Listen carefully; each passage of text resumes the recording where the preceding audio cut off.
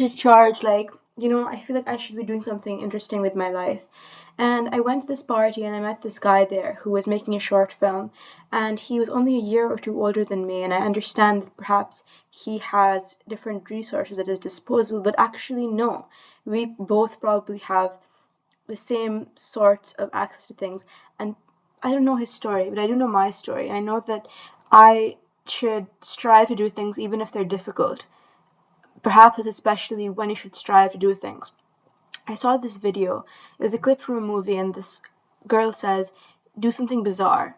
Do something bizarre before you're like 26, because what is subversive and interesting when you're young becomes juvenile and a bit pathetic and lost when you're older.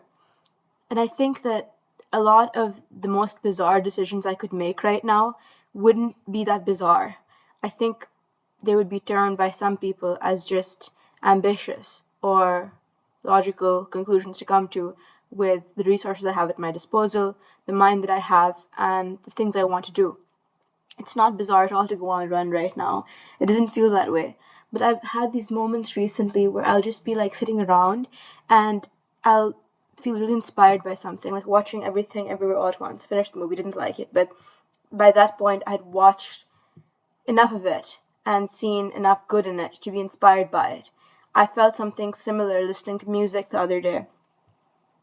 An Orla Gartland song had been released, and I liked it so much that when it was released on Spotify the next day, I was delighted and I decided to go on a run then.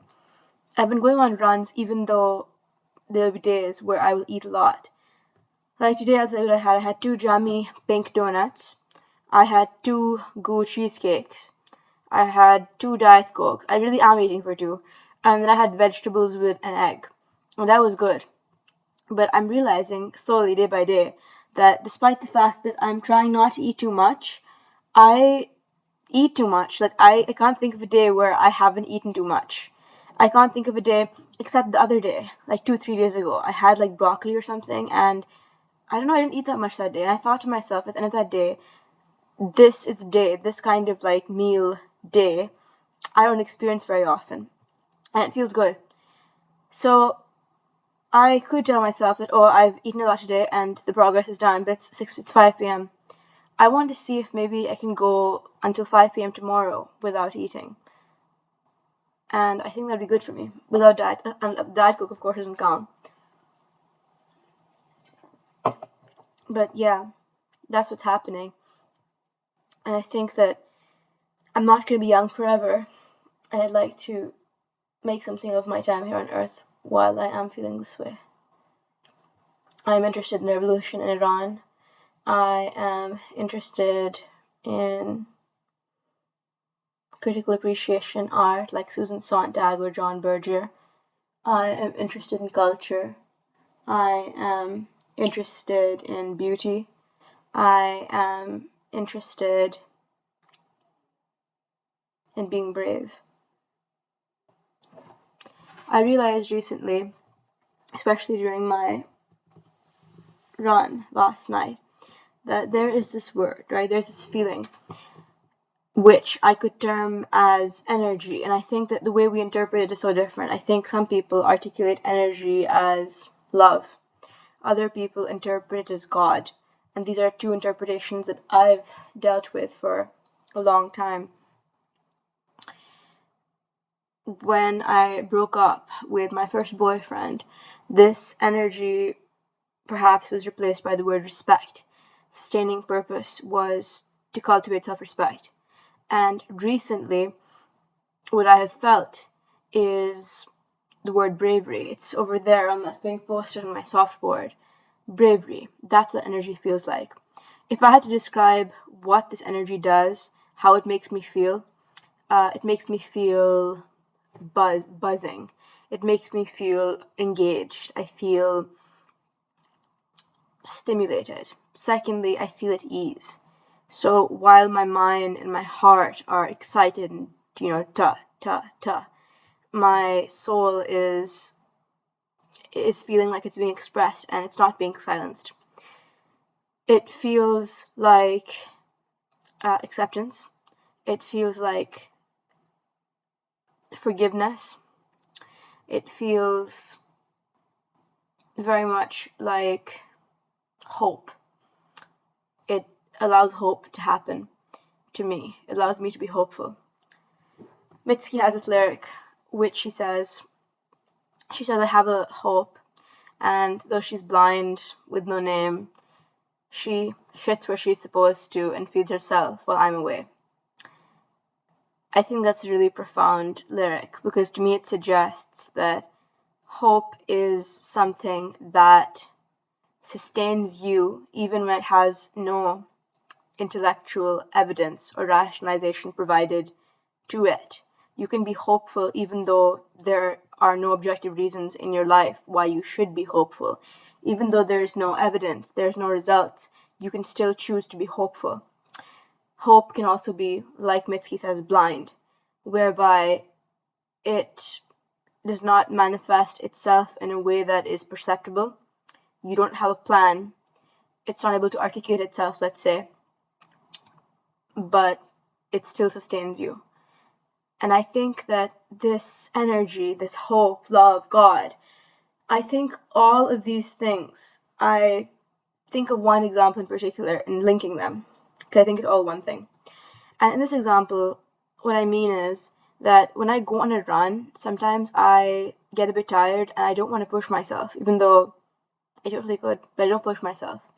And this is where my mind casts its gaze, to draw on like reserves of this energy in order to sustain me. Some people find that, and I think that they articulate energy in the form of material objects. For example, a boy. If you are in love with a boy, the energy that I'm talking about will manifest in that form. So that's a symbol, that is like a vessel of this energy. Secondly, it can happen through practices. So I think by movement, I'm able to access this energy a lot, by moving myself and my body, by pushing it, by running a lot and dancing and things like that. I think I'm able to access it. So practice and objects. It sounds a lot like religion, right? Like you have, let's say, an idol, you have a symbol, rosary or water or something, and then you have practices like worship. And I think meditation, for instance, is a practice, and it allows you to access this energy. And I think that in the modern world, there is such loudness all of the time. And I think most people have a very poor opinion of themselves. And I think that this poor opinion of themselves that they have goes so deep. And I think that it doesn't matter how many pictures they post of themselves or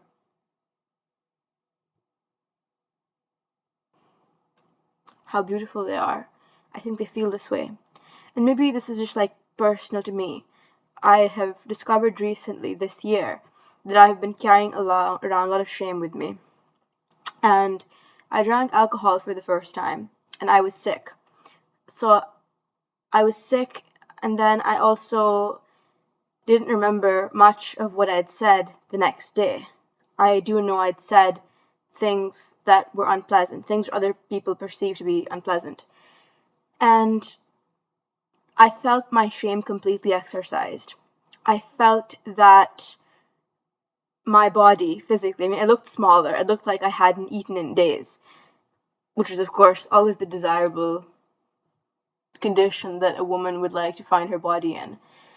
So I looked like I hadn't eaten in days, but I also just felt like my system's been cleared out, like it's been washed clean, let's say. Perhaps through violent measures, but it's been washed clean. And secondly, I've embarrassed myself completely in front of a boy I like. Because I called someone up and I told them about how lovely their hair was and how obnoxious I found them.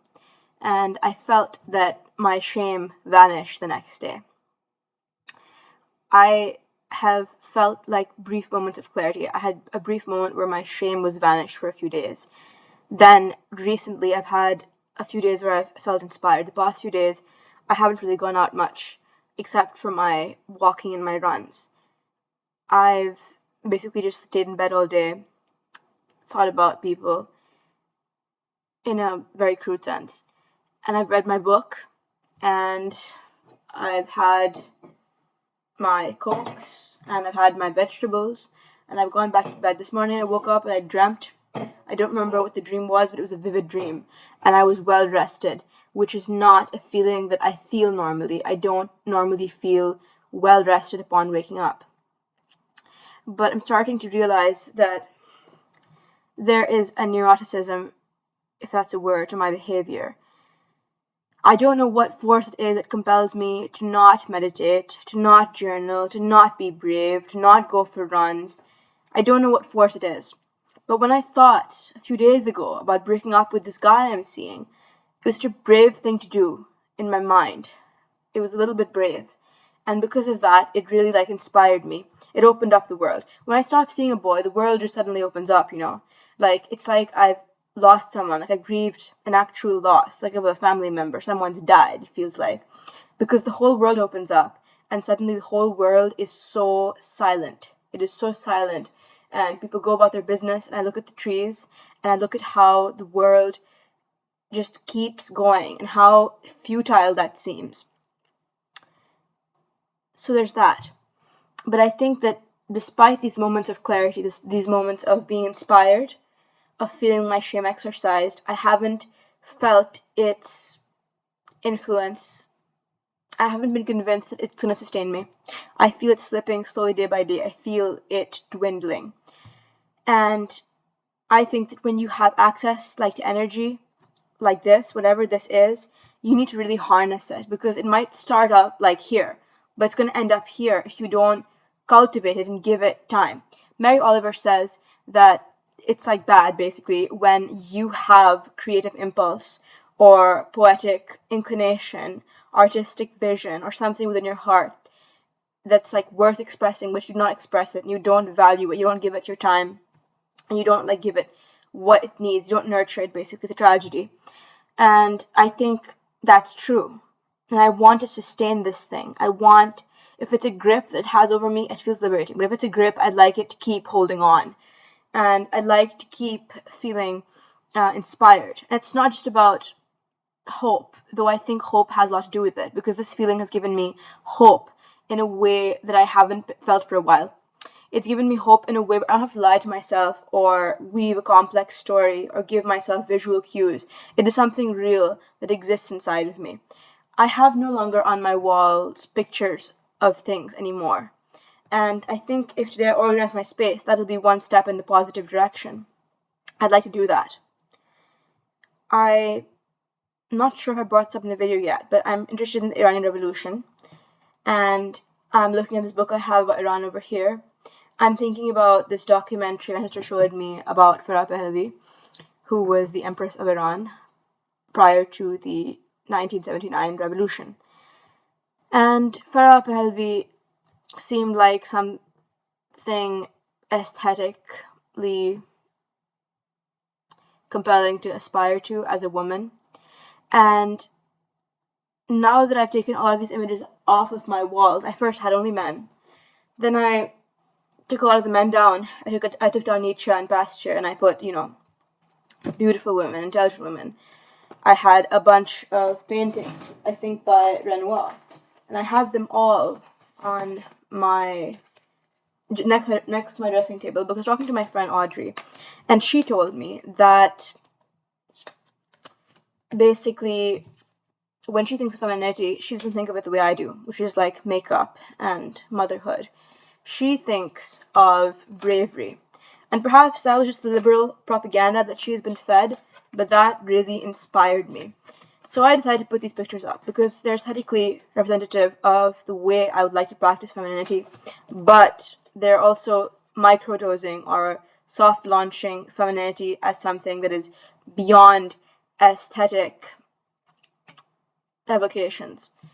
That there are ways to be feminine, and I find those compelling.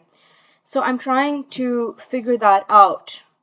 I'm trying to figure out femininity, of course, but I've realized that perhaps a more worthwhile thing to be would be to be human. I think about my mother, and she is the woman I admire most in this world. She is the kindest woman. She's the kindest person I know. She is someone who's taught me how to love. She's taught me how to love well. And without her love, I don't know. I don't know who I would be. But her love has been redemptive and transformative, and I love my mother, and that is one of the few things I know as a fact in this world, that I love my mother. And she is the only person in this world who I truly believe loves me. I have never doubted my mother's love for a second. I bring up my mother why?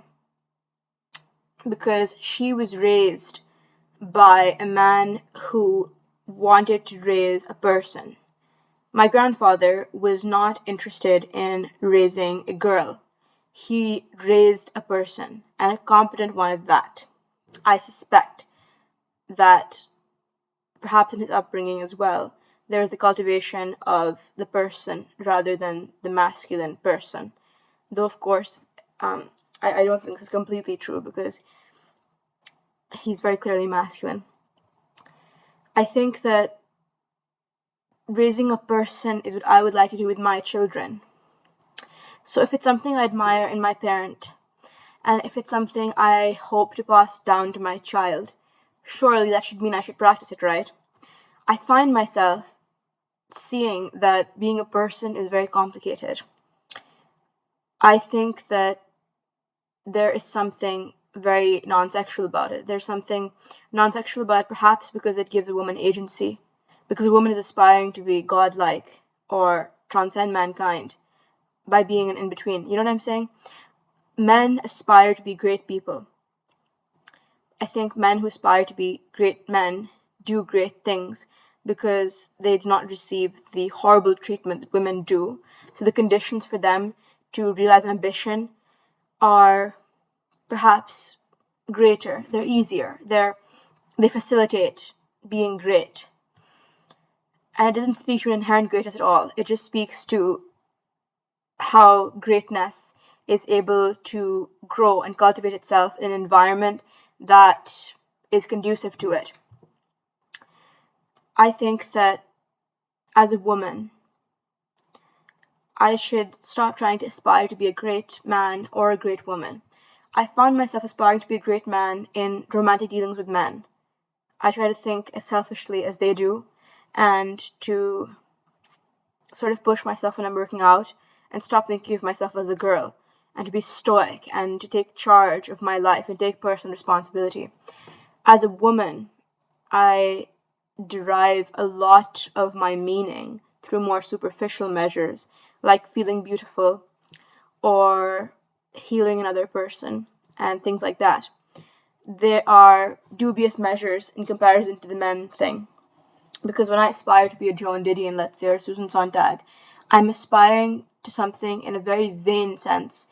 So, yeah, there's an aspiration to, skill, technical skill, and to work of quality, but that it is so intermingled with the aesthetic image of the person producing that work. That's not the case with the men I've admired. When I think of Tolstoy or Dostoevsky, I suppose every now and then there is an element of aesthetic admiration. But you find that firstly, that aesthetic admiration is rare. It's mostly just of their quality, of their legacy. And secondly, that aesthetic admiration often transcends the individual themselves. When I think of Tolstoy, sometimes I think of being a farmer, and the image that my mind casts is towards fields of the natural world. So it's it casts itself beyond the individual man. So I think women could benefit perhaps, or I could benefit from aspiring to be godlike. Nietzsche says that there is a dancing God inside all of us, and I'm partial to Quakerism in a number of ways. I like the idea that there is God inside all of us. I think that's what Christians find so compelling, is the idea that God is has experienced human suffering.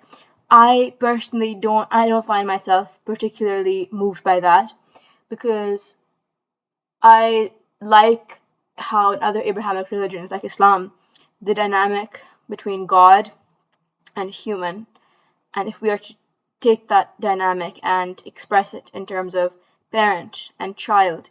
I like that the lines of caregiving and care receiving are so starkly delineated. I don't like how complicated and messy all of it becomes in Christianity. But I've been thinking about the idea of the spirit a lot. The idea of the spirit seems to me sort of like an idea of that energy. Some people talk about the law of attraction, they talk about manifestation. And I think that like these sorts of like practices and things, they are to me like attempts to articulate that energy. So I think there's a mystery to human existence, and we try to explain it.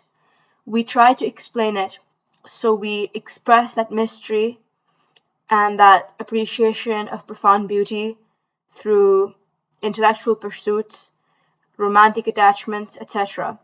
Now, you'll find that I think romantic pursuits, friendship, love, at least to me, seems to be a lot more sustaining than intellectual pursuits. So I think one of these, love, is more important than showmanship, right? Than skill. So perhaps its inactions are like kind of dependent on impulse to some extent. Because if inactions are dependent on impulse, that impulse I think can be traced to what I'm talking about, this energy. And I think that when I was watching Everything Everywhere All at Once, one way that the lady, Michelle something, is able to hop from one universe to another, from one reality to another, is by doing something bizarre. She will urinate in public, or she'll chug a bottle of soda. And I think that we all would have very different sort of like inactions, right? So urinating in public, I think, is one thing that a lot of people perhaps could relate to that being a bizarre thing, and that being a great like portal charger thing to be catapulted into another universe. But I think about how this would vary. For example, I think in countries where women are not educated, where women are made to feel less than, when women are treated as animals, forget second-class citizens, where they're not even perceived as citizens. I think in such areas, the most bizarre thing a woman might find herself doing is succumbing to the impulse of wanting to be educated. In those circumstances, a woman might find bizarre. I think when I came to my high school, it was very different from the school I'd been to before.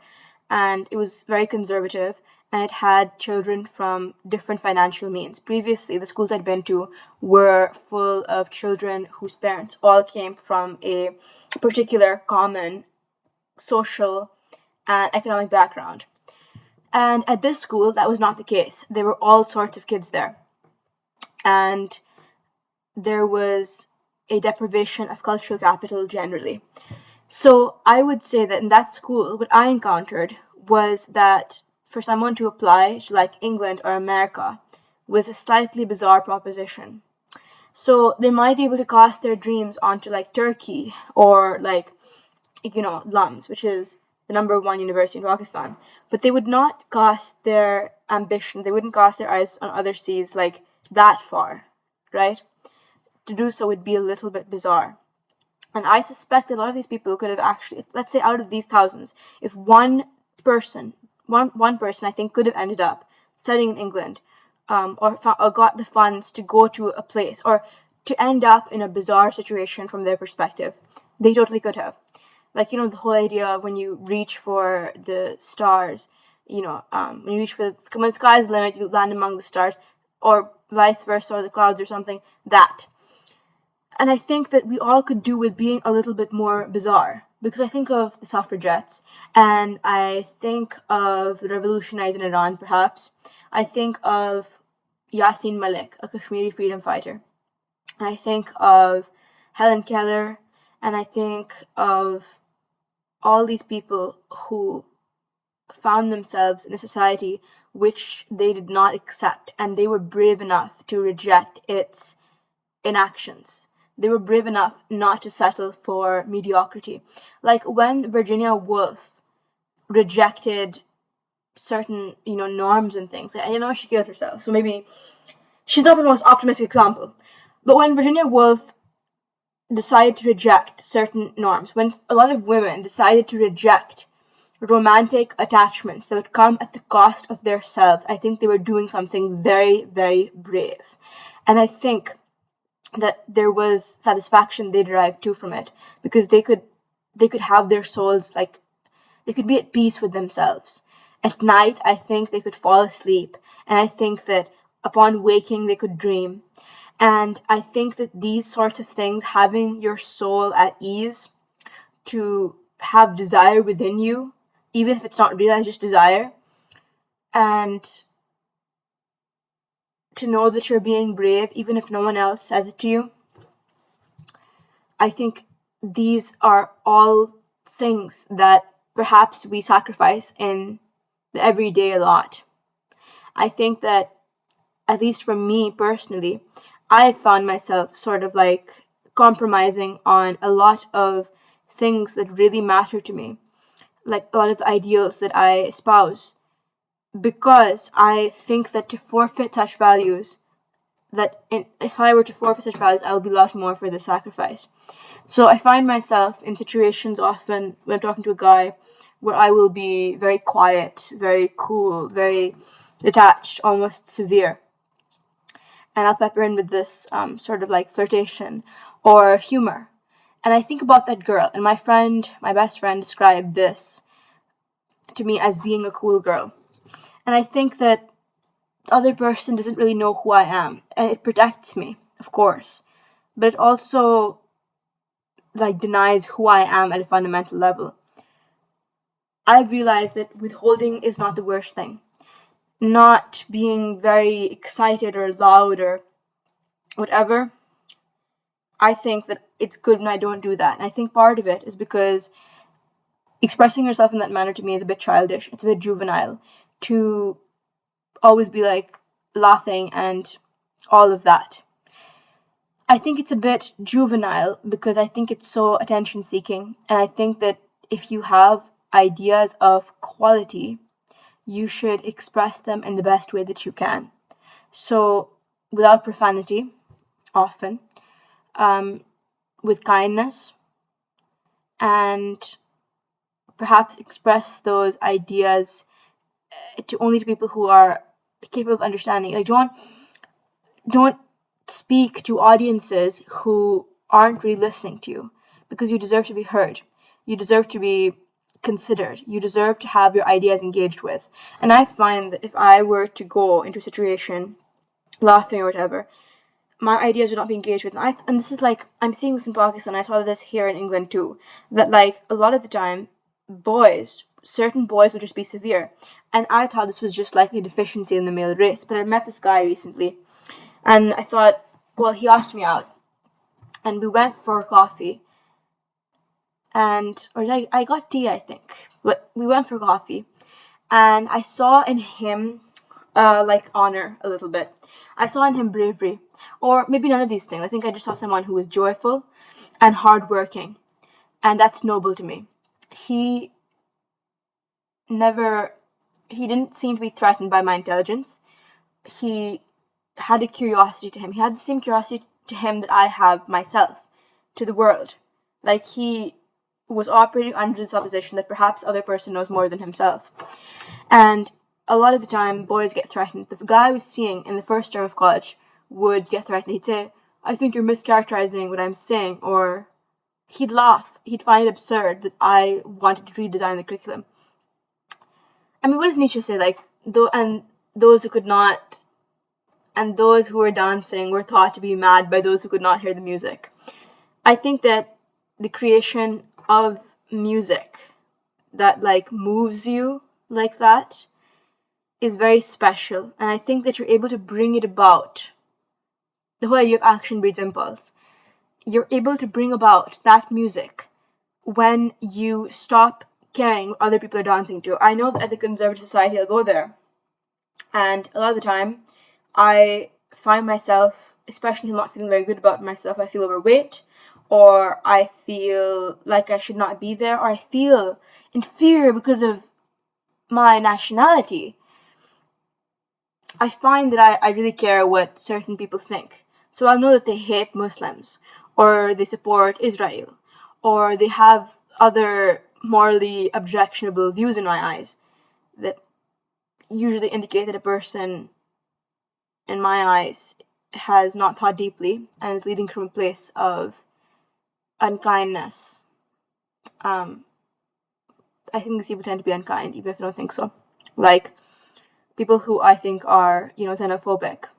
I don't support the liberals either, don't get me wrong. They're a different kind of evil sometimes. But people who will sort of like be very odd and yeah, people who don't support Islam haven't read enough, in my opinion, often, and that's why they've reached those conclusions. Conservatives go based on what the media has told them, and liberals kind of don't care to find out, which is ironic because they're always going on and on about educating themselves, right? But they are too scared to seek the information, so they suppress information, which is such an anti-liberal agenda, as everybody knows. But my point is that in order to hear the music, you need to first create it. And in order to live an extraordinary life, perhaps you need to begin carrying out extraordinary actions. And I think it's worth asking yourself, what is bizarre to me right now? I think everybody should ask themselves this. The woman in a country where they hate women, and the highly privileged girl in a country where they hate women a lot less. Or they hate women just as much, but they express it less in their judicial system. Second one's me. Perhaps I'm also the first one. But I think we should ask ourselves what's bizarre. And that, I think, is where what is scary, what is strange, what is challenging, what do I feel with conviction is what I would do if I was in the ideal circumstances. I mean, often we wait, right? I'm going to read this book or work on this project when I'm older. I'm going to get into this when I'm older. I did that with the Quran for a number of years, but now I'm reading the Quran very sporadically, but I'm doing it. I'm reading on colonialism a lot, and doing this is helpful. It really has demystified the colonizer in my eyes. I think the word provincial is exactly the right word. It's the one my sister recommended to me in order to describe these people who are unable to engage with Pakistanis or Indians or anyone who is not speaking English in the same way they are and expressing their ideas in the same obnoxious, reductive, boring ways that they are. I'm realizing how boring that is. And I'm realizing that actual interesting people are out there. Because that's what happens. When you do bizarre things, I think you attract bizarre people. I think a lot of my friends, I've noticed a common streak in them is loneliness. And perhaps you'd think that doesn't flatter you, but I think it kind of does. But it doesn't matter whether it's flattering or not. I think that there's something very lonely to them. They're lonely either that they don't have many friends, or they're lonely and like they have many friends, but there's all exceptions. They're all specialized individuals. They always all say to me like, you and I ending up in the most bizarre situations. We end up doing weird things. End up like going to death school or something. But they see with me a companionship. They see in me a kindred spirit. And that's what Alanis Morissette talks about, right? She says she's looking for the spiritual man. She's looking for a kindred spirit. And I met this guy, and he seemed like a spiritual man because he was doing theology. And he seemed like a kindred spirit because he valued love and was seeking joy and wanting to be great. And these were three things that I was also doing, perhaps. So I think that what would actually be bizarre in the situation would be to leave the situation. And I'm not saying just pick the most provocative action you have. What I am saying is that it's really exciting what happens when you don't close yourself up to options. I see people closing themselves up to options all the time. They don't go to societies because they're too far away. They don't introduce themselves to strangers. They don't ask out the people they like. And I think perhaps I should trust in the fact that brave people will behave bravely. And I think that instead of trying to secure love right now, something bizarre I could do, considering my personal history, would be to cultivate myself. And I've often framed this in terms of becoming more desirable, becoming someone who I could see myself being loved, becoming prettier, becoming thinner, becoming better educated, so I can command respect with something. I mean, John Berger talks about how, men are actors, sort of, like they're there, you know, but women are sights, right? So women are appearances. Anything a woman does is always a commentary on herself. If she jokes, that tells you how you are to treat her. If she's angry and throws something, that indicates to you how you are supposed to treat her when she's angry. You're supposed to be rough with her. And I think that this is something true. I think a lot of dating advice emphasizes this, for women. Don't tell a guy that you're insecure about something. Don't ever tell a guy if you've been mistreated in the past. I think it's true. I think this is true. I think don't tell guys things like this. I say this because men are suspect. I haven't met many guys my age who wouldn't take advantage of that piece of information. I think because I have a lot of things I value and that a lot of these qualities are rare. When I find a guy who has them, I kind of pounce. And because if he's interested in me, I'll be like, oh wow, this guy is interested in me and he has this rare quality. I must secure. But I think that business of securing perhaps should be left with the other party because I want to be romanced. I don't want to end up in a situation where my actions have led to me being in a loving relationship. Because I don't want to have to earn love. I don't want a relationship to be built on any foundation except the words, I'm nuts about you, I'm in love with you, and you are the ideal woman for me. And there's reverence there, but there's also equality, but there's also worship. That's how you view your partner. And calling by your name, Elio says I think he was better than me, and his father says I think he would say the same of you. And that's really cool that you guys both think that you're better, that the other is better.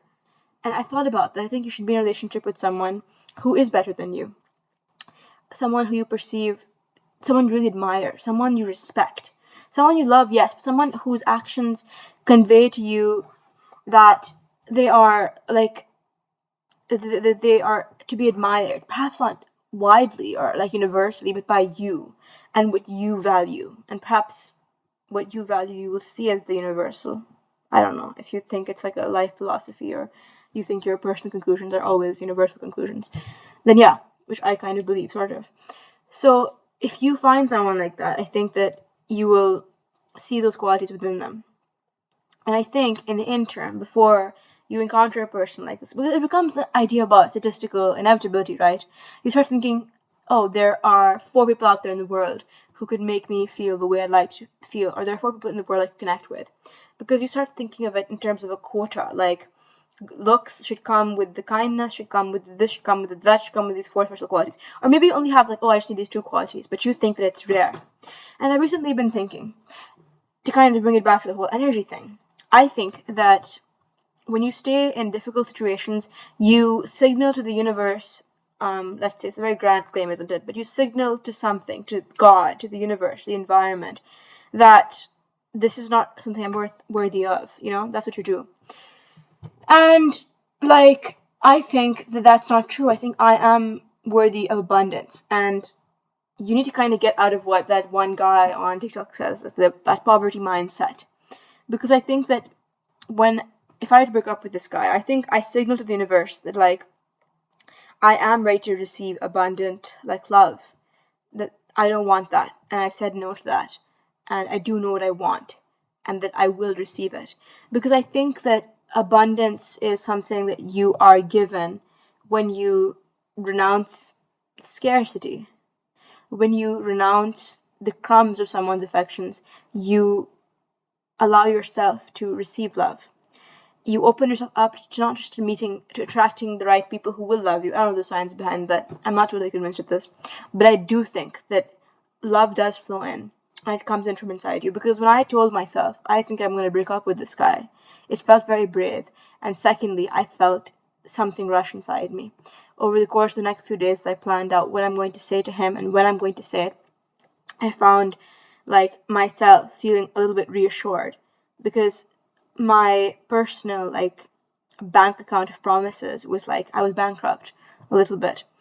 And doing this, making like the promise of money coming in was like great. And I suddenly was able to build up like confidence, self-trust, self-respect. So I think most people don't do brave things, right? They don't do brave things. They don't go on marathons and also try and apply for a space program or love their family well or work hard. I think most we have created this culture which seems to like reward mediocrity. You are provided with so many options. The clothing items that you buy. I think about the dresses I have from Shein and Temu. I like them, but a lot of them are so paper thin. They're like tissue paper. It's like wearing a costume. They smell like plastic, and like they're settling there, right? Same for like Instagram. You see like things that are kind of funny, kind of interesting, and you rarely encounter things that are genuinely affecting. I see so many movies, and I think that we consume so much that it's just like okay, that we like we're not starving, but we're accepting starvation as a possibility.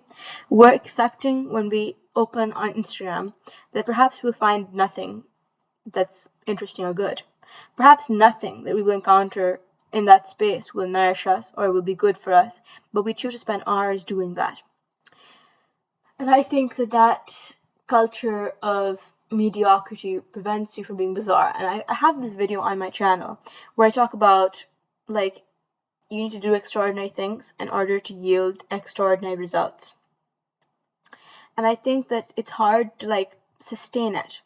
I'm trying to figure out how do you sustain that bizarre streak inside you? How do you stop it from dwindling? And a word which comes to mind is inertia. I think I'll write this down on my board. If you're unaware, because I was, inertia is the idea that an object that is stationary is probably going to continue to be stationary. An object that is in motion will continue to be in motion. And I think that when you have that energy, like I kind of criticize this guy I'm seeing because he's always listening to podcasts, always listening to music, always listening, talking, and he never stops to like feel. I think that like because he stays in motion, he's able to access a joy, a vitality, like a kind of like a stable point in his soul, like a constant reassuring place, headquarters that he can return to. Because he does that. Of course, his headquarters isn't the most safe space in the world.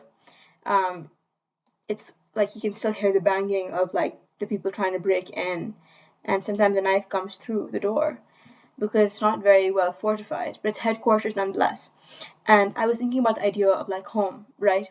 Like we all are our own personal dwellings.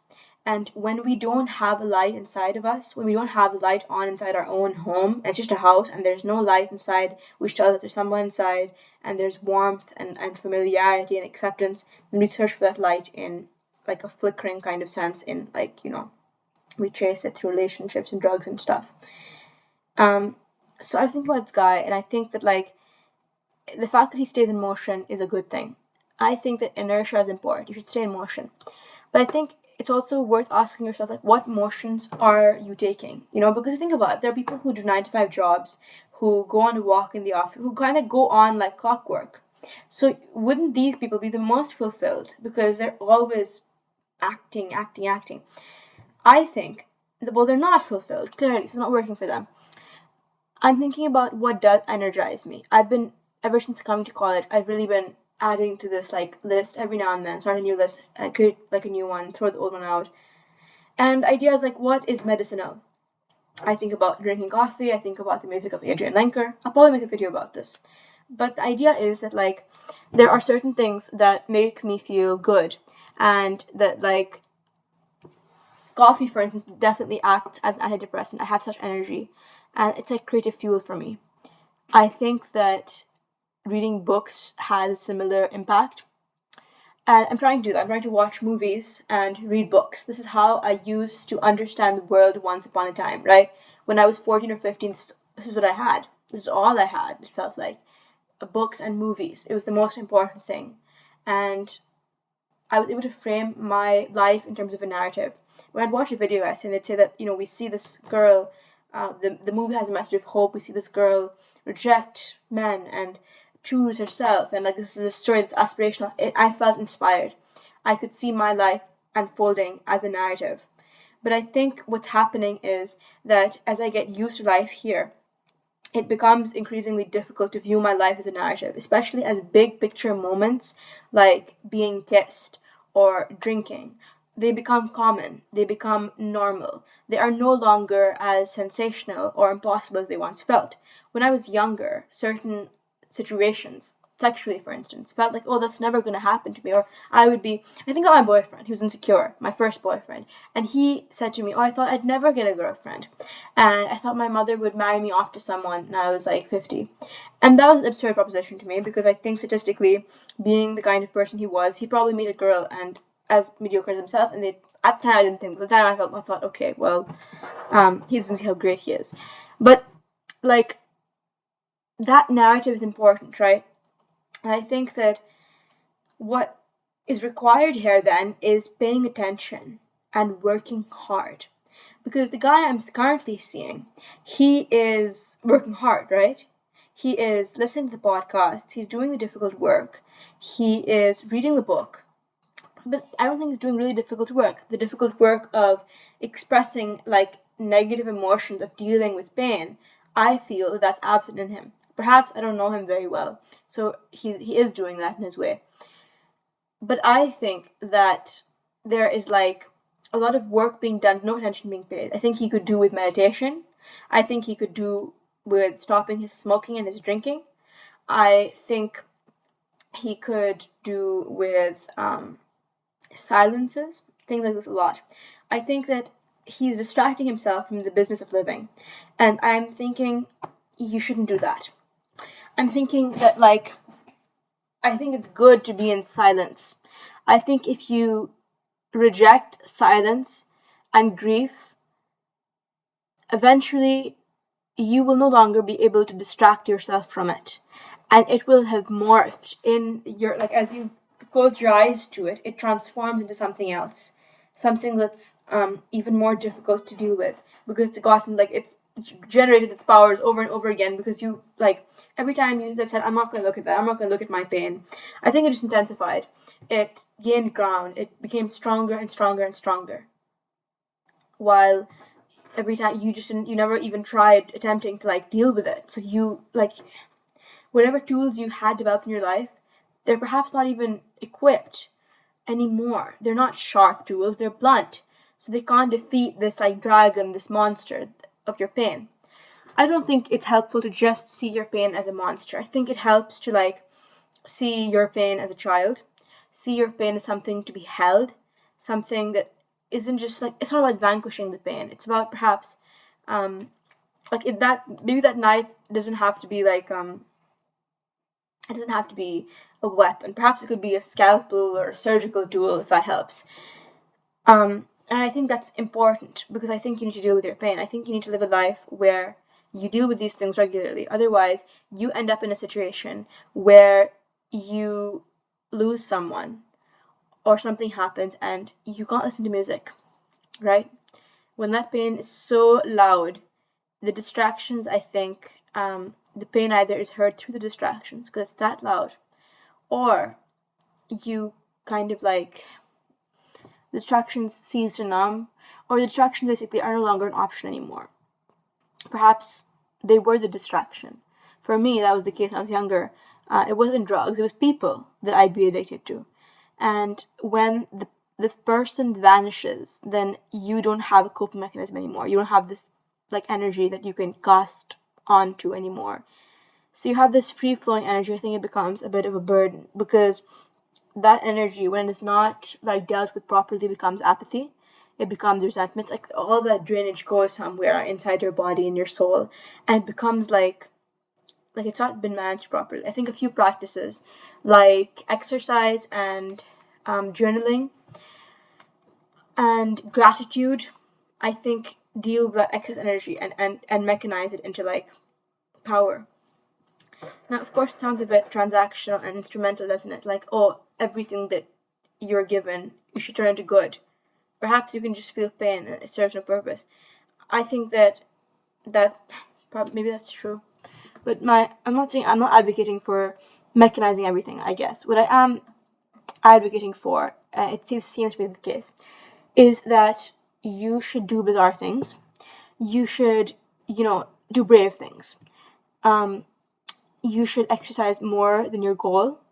You should leave people perhaps sometimes. You should, all those things you're waiting to do when you're older, do them right now. And as you do all those things right now, also remember to turn the music off every once in a while. Remember to do what you think is right. If you have an idea of what is right, because we all have the idea, right? Maybe just do those things. I have messages that I haven't responded to. I could respond to them. I'd like to do that. I would like today to really work at cultivating that energy. I take out my planner because I think I don't track this stuff when my planner's not in front of me. It's in my bag. I think I should just leave my planner at home and have it one place. I'd like to do that. And I'd like to run today for 2 hours because I ate a lot. And I would like to journal. And I would like to finish this movie I'm watching. I'm watching The Way We Were with Robert Redford. And at night, I would like to go to the library. I would like to organize my space better as well. I would like to organize my space better as well because I think that your physical space could, there's such it's all material, right? So it doesn't matter. But it's also what you choose to do with material. When you give someone a hug, that is you shaping the material world. You're taking this material object, a person, and you're doing. And I don't think it's me. Is that futile? Is it futile to do these things? Is it futile to hug someone who's grieving? And is it futile to clean your room? I mean, you kind of have to do these things. You have to maintain the human body and take care of such work, like clerical stuff, like cleaning your room or whatever, because then I think you honor your space. That I was thinking the other day walking down the street, what if this world is made for me? I misheard this lyric by Sufjan Stevens, or maybe I heard it correctly, but he says that I'm seeing that this world is made for me, and I think that when you delight in things enough, you do find yourself thinking wow, this is wonderfully tailored to me, because I think, yes, the world is sort of tailored to you. I think about suffering, and I think that suffering is something that is important to confront. People don't confront suffering on the daily, and they don't confront their pain. Anyway, my point is, living a good life, be bizarre. This whole video is about being bizarre, right? Bizarre, right? And it's about energy. I think that energy within you is important. That energy which is inside you and outside of you, that energy, if it's the opposite of antimatter, it's the opposite of feelings of rejection, it's the opposite of feeling lost. It's the opposite of spiritual disrepair. It is energy, and I think that a lot of people try to articulate it right, and I understand that. And I think that love is perhaps a source of that, and that does not diminish its importance. I think in my life, that energy, that charge within me, I was maybe giving 10% of it to love, and I was giving 90% of it to exercising, to reading, to seeing the beauty in the natural world, to doing difficult things, and that was the happiest I'd ever been in my life.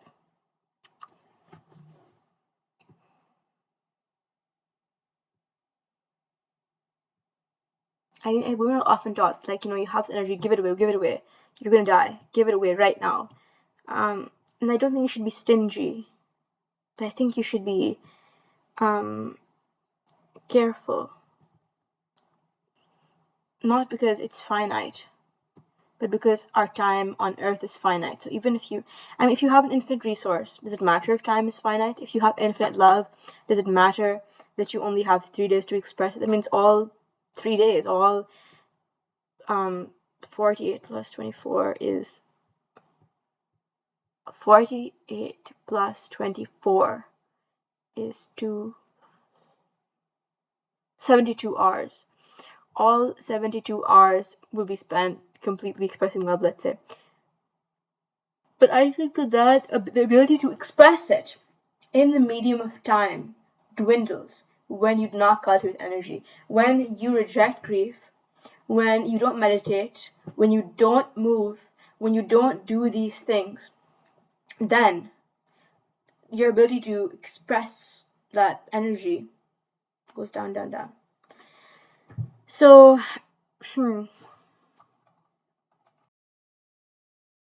something I've been thinking about recently is this girl I met who probably has an eating disorder.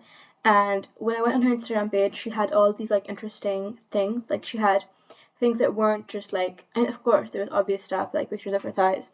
But there was also like a lot of ambient music, and it reminded me of this girl I knew back in Pakistan, who was also really into ambient music and visuals of this kind to some extent. Yeah, visuals of that kind. And I was thinking, like, I think one of the reasons why she feels so comfortable being so weird is because she's thin. A lot of people, I think, a lot of girls will become very weird when they work on weight loss because I think because they feel desired, they no longer think they have to, like, submit. I mean, I think there's a desire to submit to men and to receive male validation socially when you haven't been given that, like, let's say sexually. So if you can't be a hot girl, you'll maybe decide to be a nice one. But I think when people feel that they're hot, when they feel they've achieved hotness, which is such a valuable currency in the patriarchy, then Dr. Seuss up in here. When you feel that you're hot, I think you're brave enough to be weird. So a lot of us wait for those ideal conditions, right? We care what people think of us when we haven't achieved greatness. Like when there's this idea of, like I read on Pinterest, like the body is a shape-shifting vessel. And during exams, like when I was studying for A-levels, I remind myself of this, and it brought me a lot of comfort actually, to some extent. That like my body is gonna change, and it did change when I was looking beautiful, when I was looking, let's say, hot. Then I was receiving a lot of positive male validation and kindnesses and social pleasures which I was not receiving when I was unattractive, when I was presenting in a way that wasn't hot. I mean, is it really free to buy it by taking your clothes off and starving yourself? Who knows? It doesn't seem like it. But I think that it's a very alluring premise because it allows you to, like, access something. And I think that's why it's important. It is actually important to be hot because I think we all deserve to, like, see what it is like. What does it look like? I think that when you stop eating, for instance, I think that you're able to clear your mind. At least for me, it really helps because I love to consume, and I love to consume substances. I love to consume substances like Coca-Cola and cigarettes and instant noodles. And a lot of these I don't do anymore, but there's still substances that I think are like pretty cool, and I like, not cool in that I admire them, but cool in that like I am addicted to them to some extent. So I think that when we feel this way, when we feel like we're consuming, then there's no space for us to hear our mind. And I noticed when I didn't eat a lot, or when I wasn't using Instagram a lot, and when I was tolerating silences, I found myself thinking. I found myself coming up with interesting ideas. I found myself getting closer to hearing meaning, to hearing, and I'm not saying hearing meaning in that I was perceiving something that's out there, but I came close to coming up with my own meaning or putting my soul at ease. I think that when we're always consuming like food and aesthetics and stuff like that, what ends up happening is that we stop hearing our minds, we stop hearing our hearts and our souls speak. Then it comes to a point where you feel lost, you can't get to sleep at night, and you can't trust your instincts. And I think that your body does not feel safe around you. So you can't relax during intimacy. You can't yield to pleasure. And over time, the more you don't allow your pain to be felt, what ends up happening is I think you harden. I think that you lose that softness. I think to some extent you may also just be killing desire. Desire is longing, right? Desire is beautiful pain. That is what desire is. So when you decide, I just want the beauty and not the pain, you don't get desire. I think you get deceit. You get pretense. And deceit is an insult to the soul. Because deceit is an insult to the soul, you don't feel at ease. I think of Tolstoy, how he advises this woman, who can't get to sleep at night. They just work a lot, and then at night during the day you'll be engaged, and at night you'll be exhausted, you'll be asleep. So maybe it's worth looking at ourselves like that.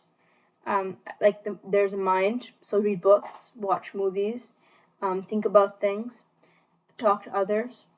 There is the heart, love your family, do good to your community, create art, be kind to yourself, be kind to others, practice compassion, be tender, eat nice food, appreciate nature.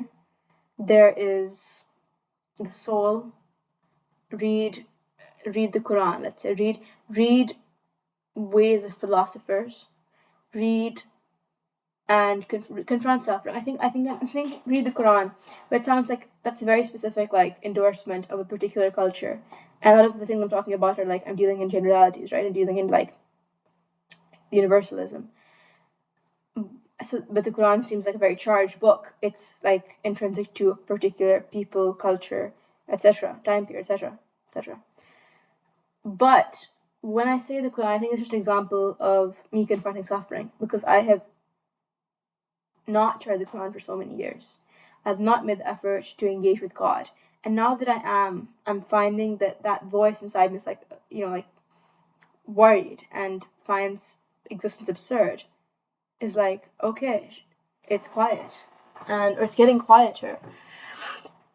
Otherwise, you end up in a situation where I was walking down the street and it suddenly struck me. It didn't affect me, even the realization struck me that I was miserable walking down the street.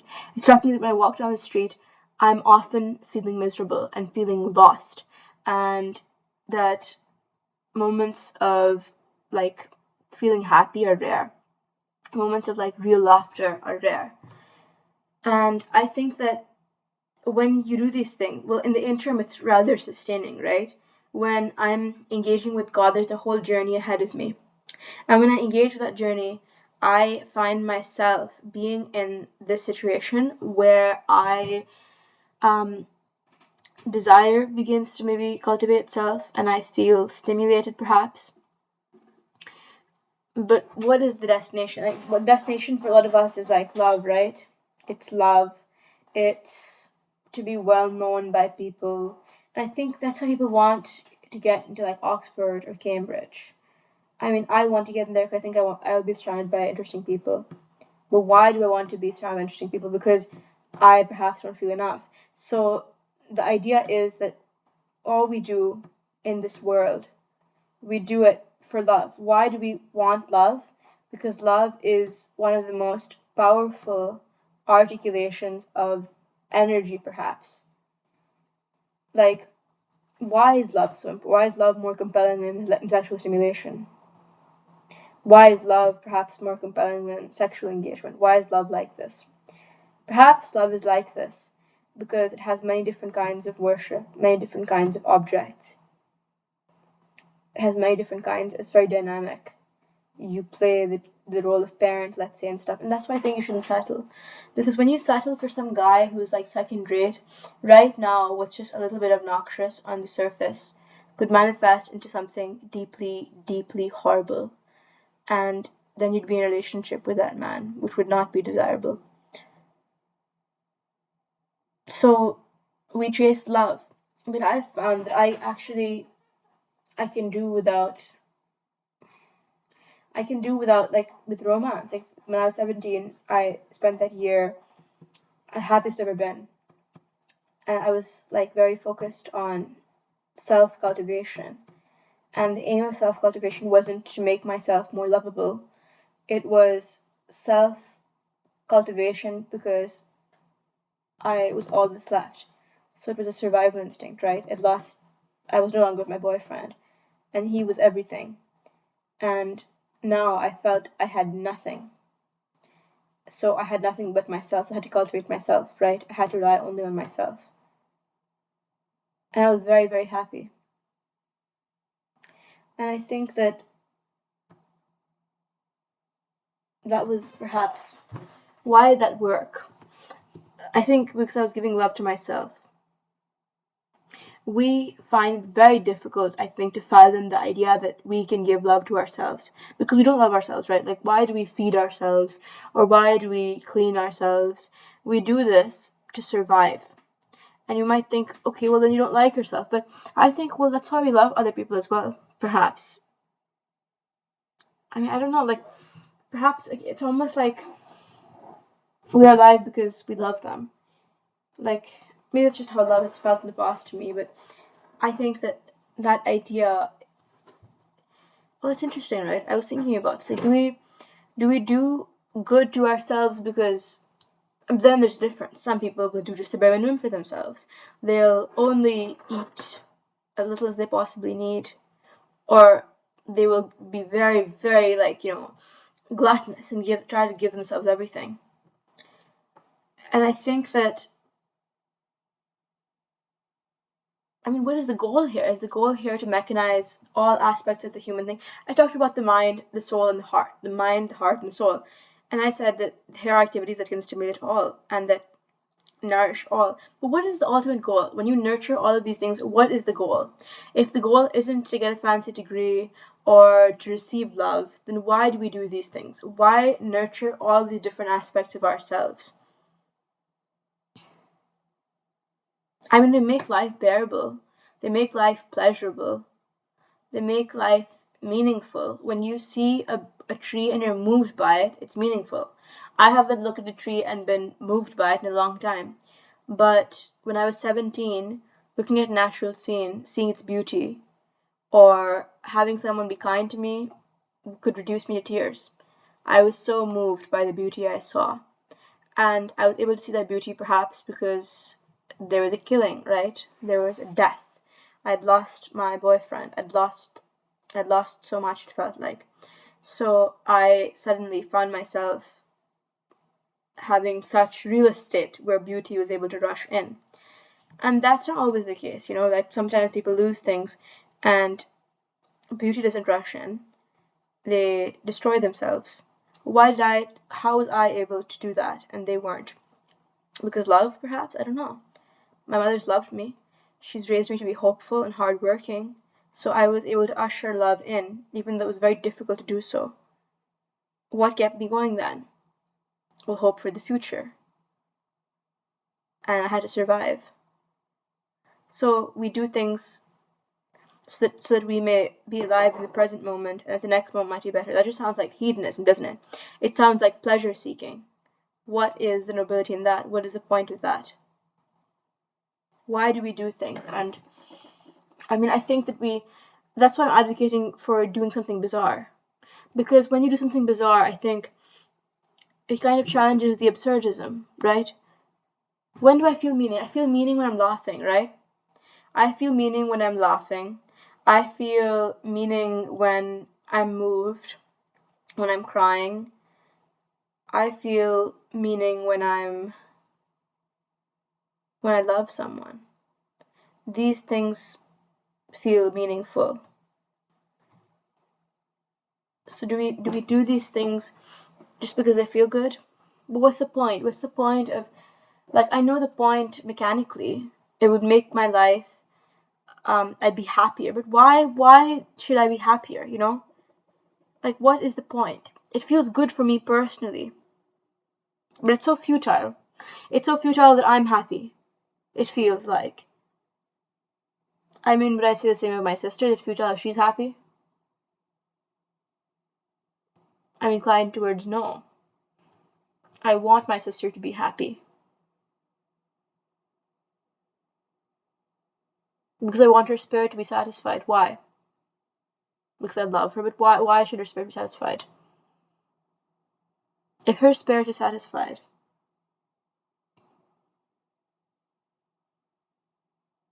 it will be just.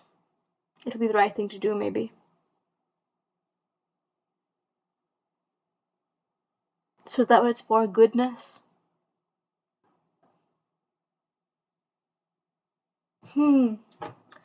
That's subversion, I think. That's what being bizarre is. When you choose to be brave, I think I'm getting it to some extent. Bizarreness, it's the choice to be brave. It's the choice to be kind.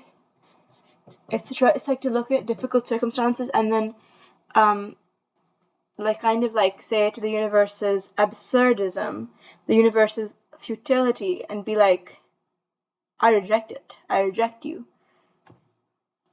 I refuse to abide by your rules.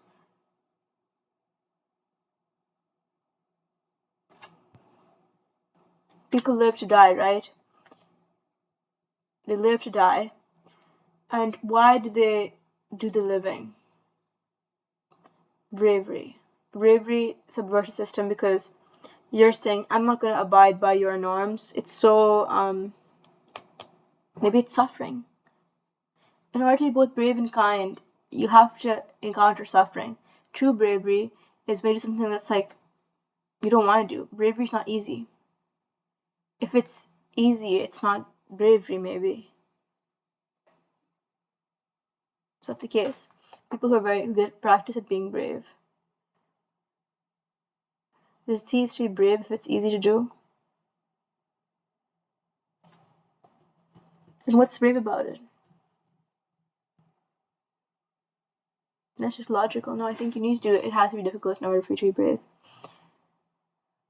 It has to be difficult to some extent. It has to take something. It has to, to some extent. It can be. It doesn't have to be a Herculean task every time. And to be kind as well as to suffer, because you have to confront some of the suffering. So maybe to be bizarre is to be open to all kinds of suffering. And to suffer dynamically. Suffer not just in the ways that you think is acceptable suffering, but suffer in all kinds of ways. Because a lot of us are taught, okay, hard work, like studying in school. That's a suffering we're told to accept. Women are told to suffer in a number of ways for love. That's the suffering they accept, and that's extraordinary. It's extraordinary to accept suffering as a proposition. But women are told to only accept that as a proposition in a romantic context. Perhaps women could take that same ability to suffer and then apply it to literally anything else. Wouldn't that be cool? I think they'd be able to be more ambitious, they would do more things.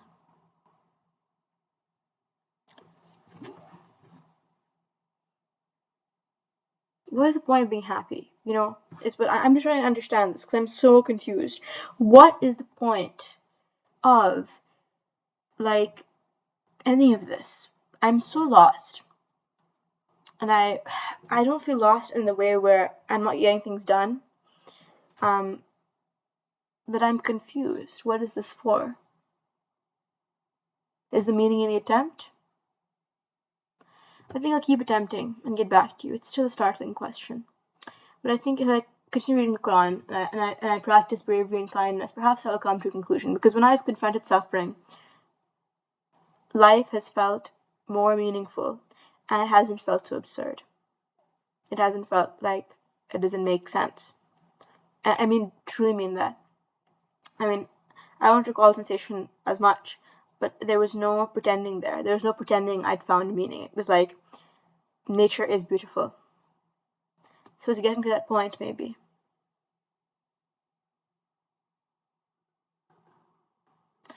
I started this video talking about energy, right?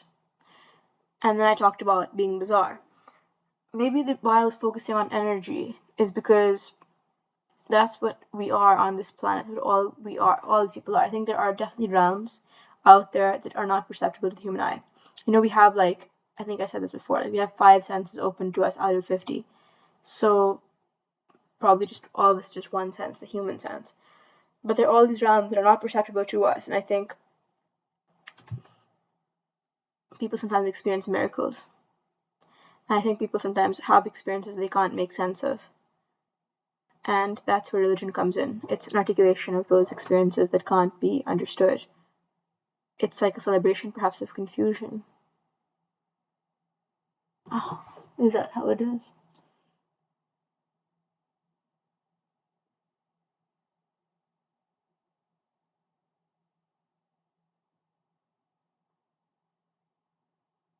Hmm. I just think like Barbara Streisand and Robert Redford will die, and wars will start and finish. I will lose weight and gain weight, and I will finish these cans of Coke, and then what? Like, but I was talking about energy, and I was saying maybe she should do good, honor. But it's a very human idea, isn't it, to honor it? Like, it seems like a physical law of human morality that if there's something that you have to take care of, you have to honor it. Is that because we're trying to do to the world what we wish God would do for us? Do we feel insulted? Do we feel dishonored by being put on this planet? So that's an element of bizarre. Religion is kind of bizarre because it's a subversion of lostness, it's celebration. People try to pretend that they aren't lost. And the opposite of that would be the acceptance of bizarreness, like the choosing of bizarreness. So we have energy and all these beings floating around. And it's good because it makes us people. I don't know what that means, the last bit, but we have all this energy, and perhaps another realm, we can access those realms. And what's the point of all of it? I don't know what the point is. My point is, at least for right now, to sustain yourself for the next week or two, be bizarre. Choose bizarreness and see if that yields results in your life that create meaning.